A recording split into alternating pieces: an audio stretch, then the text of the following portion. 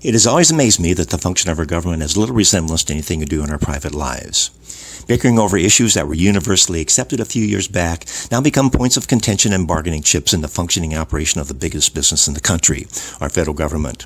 The current argument over funding a relatively insignificant expenditure for border security makes about as much sense as not buying locks for your house because you don't like the local locksmith.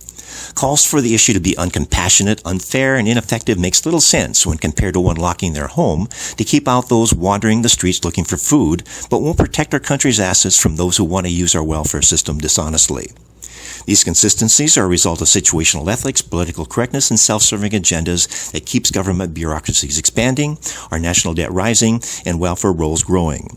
The incentive for the government to stop is almost non-existent. The more people they get dependent upon the government, the more power they possess, and absolute power corrupts absolutely. The thinking of the liberal elite is any money spent is good for the economy, regardless if it comes from the government or the private sector. The sad part is the government's money is our money. The only difference is we as private citizens decide where we spend our money to make sure we get value. That doesn't seem to be happening in the government. It seems it spends money only to buy votes, by penalizing the successful who pay their taxes to give it to those who don't, to keep their votes and keep them in power.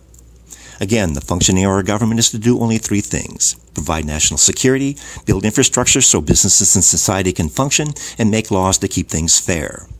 This is what provides domestic tranquility mentioned in the Constitution. So we can do our business, make our living without being robbed, and have roads and bridges so we can get around with a system of laws that protects our personal rights. It is not to provide a carefree existence from cradle to grave for anyone, regardless of whether they neglect their personal responsibilities to themselves or their society. Any attempt to hold our country hostage because they don't like the current immigration laws designed to keep us safe is irresponsible, unfair to the law-abiding citizens, and unpatriotic. We should all expect our government to do exactly the same thing as we do in our private lives and hope our politicians are not influenced by the desire to be popular by spending your money doing what the bureaucracies want them to do. We lock our doors, pay our bills, and observe the laws designed to keep things fair so we can have a sustainable future for our children and their children. I will always work and pray that our government does the same thing, and I hope you will do the same as well. This is Keith Kube wishing you the best to make Nebraska and the world a better place.